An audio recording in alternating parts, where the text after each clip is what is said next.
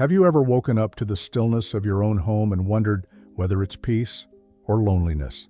Maybe the clock ticks a little louder than it used to. Maybe the evenings stretch a bit longer now. Maybe you've looked around and thought, is this all there is? But here's something I want you to consider gently, honestly. What if this silence, this space, this solitude you're sitting in isn't emptiness? What if it's the beginning of freedom? For so much of your life, you were surrounded by responsibilities, by noise, by expectations. The kids needed you, your spouse needed you, the job needed you. And even when you were tired, especially when you were tired, you gave. You gave everything, your time, your energy, your youth, your heart. And now, here you are, alone perhaps, or more accurately, finally with yourself. That can feel unsettling at first. I won't pretend it's always easy. No one prepares you for this chapter. They don't talk about the quiet after a full house empties. They don't talk about the ache of a familiar chair across the room sitting empty. They don't talk about how strange it feels to cook dinner, for one. But here's the truth spoken softly but firmly: living alone after 60 doesn't have to be lonely. In fact, it can be the most liberating thing you've ever experienced. Take Gloria, for example. She spent most of her adult life as a caretaker, first for her children, then for her aging mother, and finally for her husband during his long illness. For decades, her days revolved around other people's needs. She used to joke that her name should have been, "What can I do for you?" When her husband passed and her children moved far away, the house felt cavernous. She cried the first time she sat down for dinner, alone. But slowly, day by day, Gloria began to hear something she hadn't heard in years: her own voice. Not the one that soothed others, the one inside her, the one that whispered, "What do you want?" And she didn't know, not at first, but that was the beginning. Living alone gave her space not just physically, but emotionally. She started leaving dishes in the sink overnight, sometimes just because she could. She turned the music up while cooking and danced barefoot in the kitchen. She joined a watercolor class, not because anyone suggested it, but because the colors made her feel alive. And the freedom to choose without negotiation, without guilt, became a quiet kind of joy. That's one of the gifts of living alone in this season of life, the rediscovery of yourself. It's easy to forget who you are when your identity is wrapped in service to others, but now there's room to remember, room to explore, room to wake up on your own terms. Brian had a similar story. After his divorce at 62, he moved into a small rental near the edge of town. He used to dread the silence. He'd leave the TV on just to fill the space. But after a while, he started noticing things. The sound of birds in the morning, the way the sunlight hit his window just right around 4 p.m., the peace that came from drinking a cup of tea in total stillness. He realized he didn't have to rush anymore. No one was waiting on him. No one needed an answer right away. And that freedom, the freedom to slow down, became sacred. For years, he had been surviving on urgency. Now he was finally living in presence. And that's another reason living alone isn't something to fear. It allows your nervous system to rest. No more tiptoeing around moods. No more adjusting yourself to make others comfortable. Just you in your own rhythm. It's not about isolation. It's about sovereignty. Of course, that doesn't mean there aren't moments of longing. You might still crave touch, laughter, companionship. That's natural. You're human. You were made for connection. But here's the thing: when you're at peace in your own company, the connections you build from that place are stronger, healthier. Because they're not born from need, they're born from choice. Gloria started spending time with a neighbor, not out of desperation, but because they genuinely enjoyed each other's company. They'd share coffee on Saturdays, trade stories, laugh about the little things. And it felt different than before. It wasn't about filling a hole. It was about enriching a life already full in its own way. There's a quiet power in knowing you can be whole on your own. Not just okay, but truly, deeply content. And once you stop fighting the silence, once you stop seeing it as a punishment, you begin to hear the beautiful truths inside it. You begin to see that living alone isn't the end of intimacy. It's the start of an intimate relationship with yourself. One where you ask what you want for dinner and actually care about the answer. One where you light a candle just for you. One where you don't need to be useful to anyone else to feel valuable, because you already are. You've earned this space, this freedom, this breath of air after years of holding it in for others. And if sometimes you still feel the sting of emptiness, don't run from it. Sit with it. Let it pass through. And then ask yourself, what would bring me joy today? Not obligation, not expectation, just joy. That's the new question now, the one you get to ask every morning. And it's no small thing. It's the quiet declaration of someone who is no longer afraid to be alone with themselves. You're not waiting anymore, you're living. There's a moment, often subtle, when you realize you're not just living alone, you're living differently. Not in opposition to anyone, not in reaction to being left behind, but as a quiet choice to belong fully to yourself again. That's what happened to Eric. He spent most of his life sharing space, growing up in a big family, then marrying young, raising children, working long hours, always surrounded, always needed. He didn't mind, it gave him purpose. He wore his usefulness like armor. But after his wife passed and his children moved out of state, he was left with what felt like a void, a house filled with echoes. The early days were hard. He tried filling the hours with errands, with chores, with background noise, but nothing filled the ache. He'd pick up the phone just to hear another voice scroll through the same headlines twice, eat, standing at the counter, because it felt too strange to set a place for one. Then, one day, something shifted. Eric sat down, not to distract himself, but to truly be still. And in that stillness, a thought came to him. What if I stopped trying to escape the quiet and start making friends with it? It was a simple idea, but it changed everything. He began treating his home differently, not as a place to endure, but as a place to nourish himself. He put on music that made him feel something. He started cooking real meals again, plating them beautifully, even when it was just him at the table. He took slow walks in the neighborhood, learning the names of flowers he'd passed 100 times before without noticing. He began showing up for himself with the same care he used to give everyone else. And that's something we don't talk about enough, how much tenderness you still deserve, especially from yourself. Living alone gives you the room to practice that tenderness.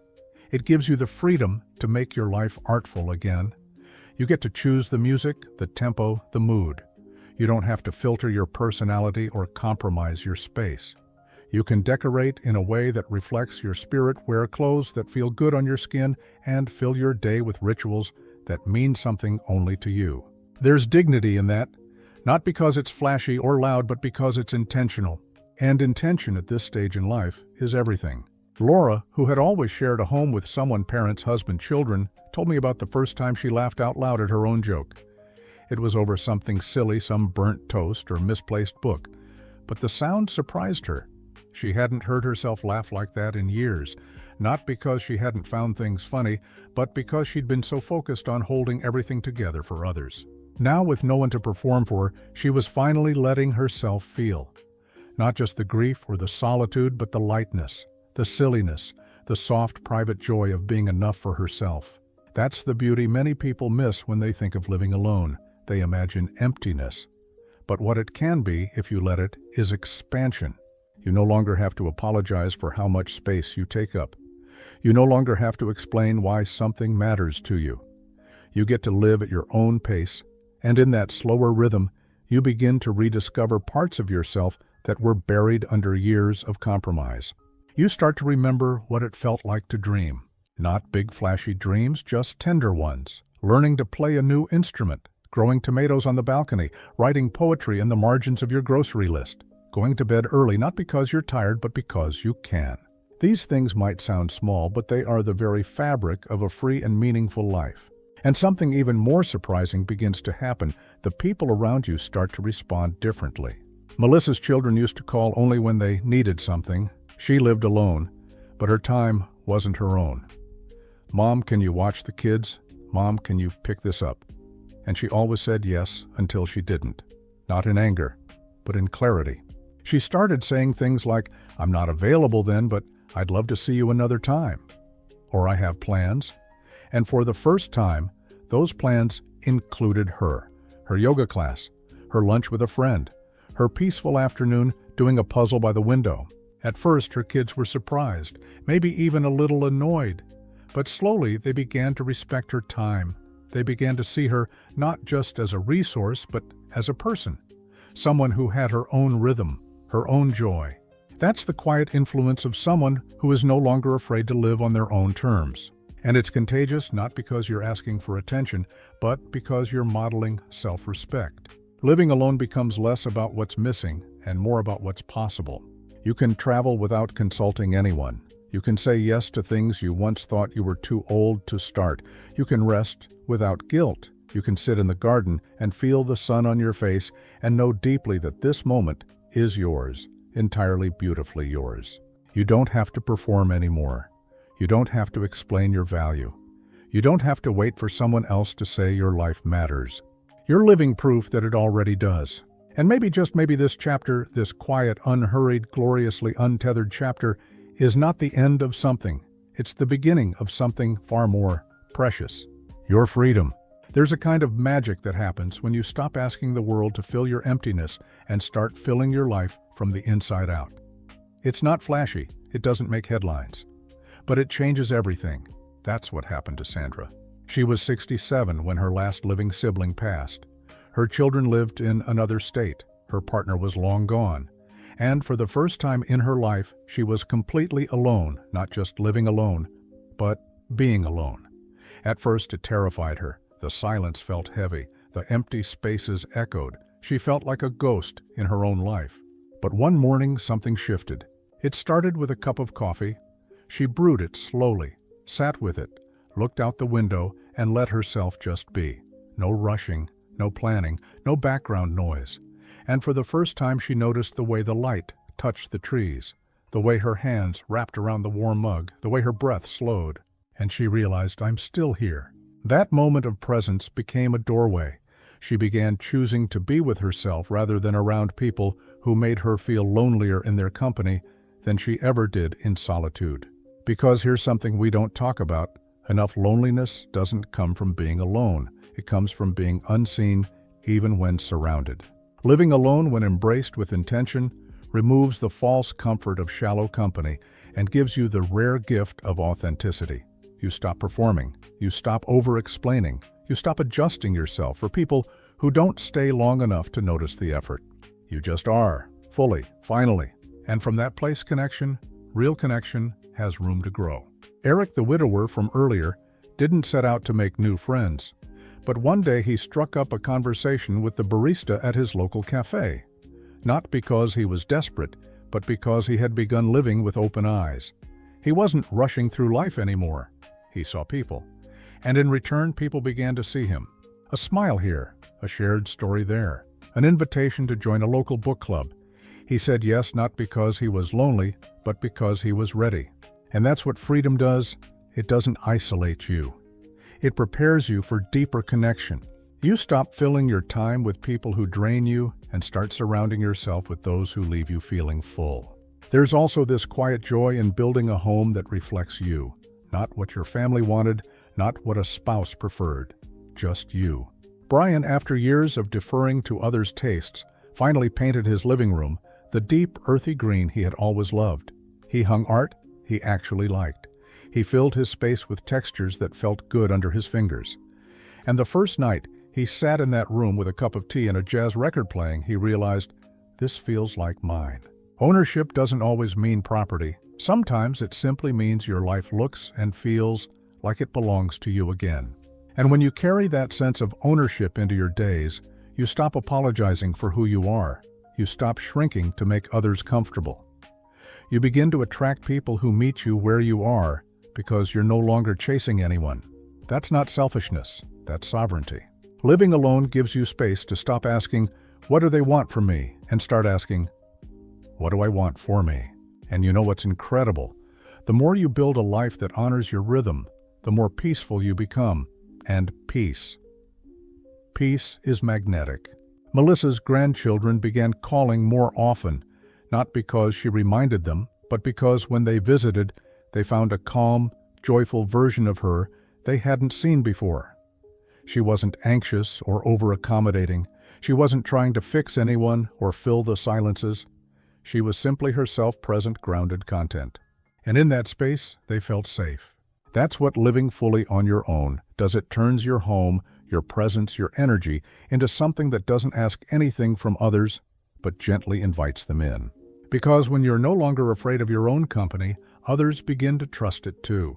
You begin to walk differently, stand differently, speak more slowly, laugh more fully. You begin to realize you are no longer proving anything to anyone. You've made peace with who you are, and you're learning to enjoy it. Sure, there will still be moments, holidays, birthdays, the quiet Sunday afternoons, where you feel that old ache, that soft tug of missing someone. That's human. Let yourself feel it. Let the memories come. Light a candle. Make their favorite dish. And then return to your life, the life you've created, not in spite of being alone, but because of it. This is not a season to endure. It's a season to savor. You can take yourself out to dinner and sit by the window. You can walk through the market without rushing, letting your fingers linger on ripened fruit. You can read late into the night and sleep in without guilt. You can wake up and decide, today I'll do nothing, and feel no shame in that. This is your life now, spacious, unscripted, rich in the kind of freedom you couldn't have imagined when you were younger, and constantly pulled in a dozen directions. You've earned this chapter. And no, it may not look like the family-centered fairy tale you were told to expect, but in its own way it's more honest, more intimate, more alive, because it's yours. And maybe that's the kind of love you were always searching for, not from others, but from yourself. If you're still here with me, listening, sitting with these thoughts and feelings, I want to thank you, not just for your time, but for your presence, for your openness, for your willingness to imagine something new, something softer, something more yours. Because this message isn't about convincing you that loneliness doesn't exist.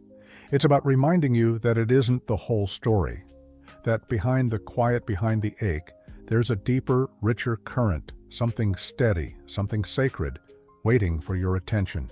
It's your own companionship, and it's been with you all along. I don't say that lightly. I know how deeply the absence of others can echo. I know what it's like to walk into a room that once held laughter and find only silence, to pass photos that seem to speak of a different life, to make tea for one and feel a pang.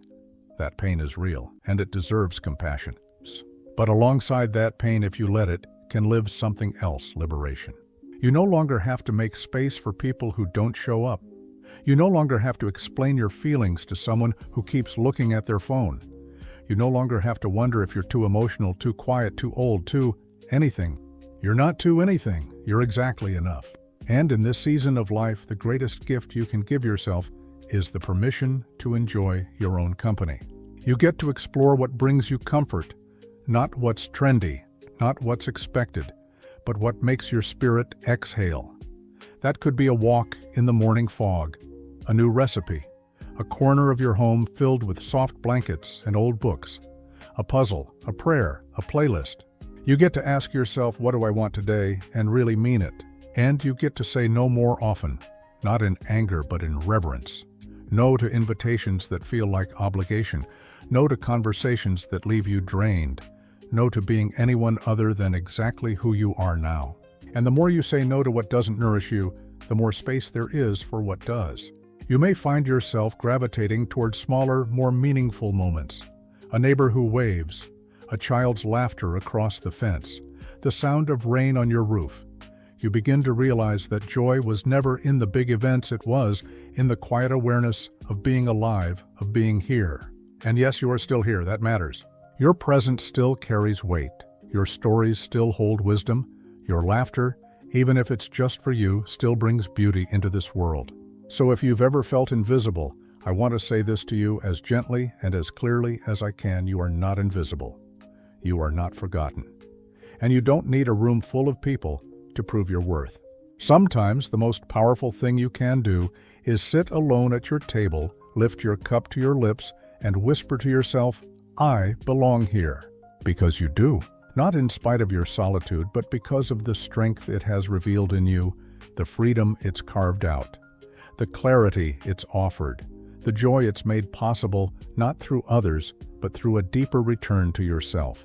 And if there are days when the silence feels a little too loud, reach out.